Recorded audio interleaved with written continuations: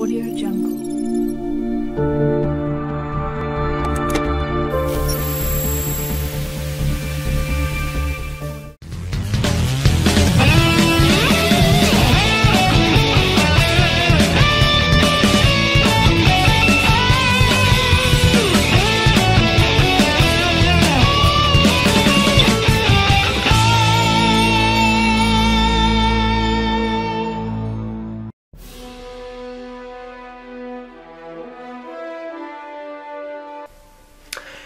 Welcome, ladies and gents, I'm the Super Gamer, and Star Wars The Last Jedi is out. So to celebrate, I thought I'd take a look at Star Wars The Force Unleashed for the PS3.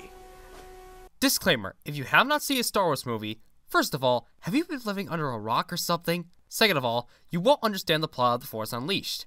This has been your warning. This game takes place in between episodes 3 and 4. Darth Vader is going around the galaxy killing off all the remaining Jedi that survived Order 66.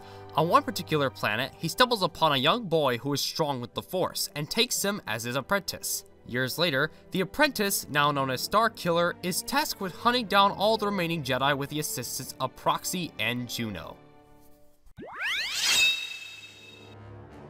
Graphically, this game looks great for a game released in 2008. All the enemies are characters from the Star Wars universe, whether they be from the movies, comics, or completely new characters. The soundtrack for this game is the John Williams music ripped straight out of the movies. This may seem lazy at first glance, but for a game about Star Wars, it actually really fits. You get to listen to all your favorite tracks from the Star Wars saga, including Duel of Fates, from that awesome Darth Maul battle in Episode 1, which is probably the only good thing about that movie. It may not be obvious at first glance, but The Force Unleashed is a hack-and-slash action-adventure game. You travel through different worlds, beating the living crap out of everything in sight. Of course, you are a Sith Lord after all, so you got yourself some cool Force powers. Force Push, Force Lightning, and Force Grip. All of these powers have their own uses in one way or another. As you progress through the game, you can level up to increase the Force within you, by upgrading your abilities, stats, and even buying some new combos which allow you to do insanely cool things. There are also holocrons scattered throughout the world. Light holocrons can hold Force points, Force spears for upgrades, or even different lightsaber crystals. Dark holocrons are basically power-ups, like health drain, invincibility, and unlimited energy. Even though most people get bored of these games after a while, I never got bored while playing this game. I still had a lot of fun. However, this game is not perfect. Some of the enemies in this game can really be a serious pain in the butt to deal with. And also, death by knockback is a thing in this game. And it happened to me more than I would like to admit. Also, the jumping can be pretty finicky at times. Lastly, some of the things you have to do in this game are really stupid. For example, the part where you have to bring down a Star Destroyer using the Force.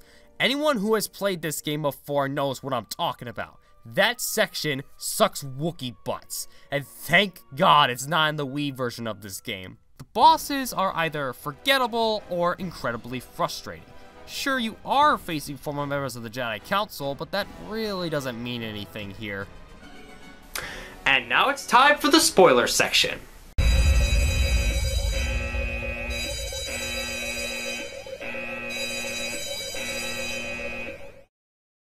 After a while, Emperor Palpatine follows Starkiller to Darth Vader's location, with Vader being forced to, quote-unquote, kill Starkiller. After his body is salvaged and brought back to life, Starkiller goes on the run with Juno and Proxy to recruit what would later be known as the Rebel Alliance, even bumping into Princess Leia and her father.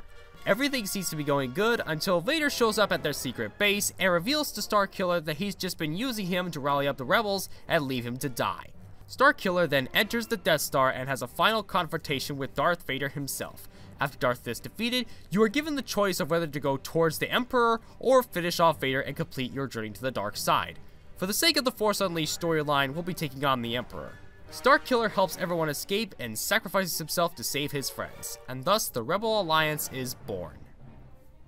And that was Star Wars The Force Unleashed, and overall, while I did have some issues with the difficulty and some parts of the game almost made me rage quit, I still really enjoyed it, and I'm going to give it a 4 out of 5.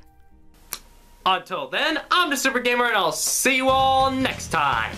Bye-bye!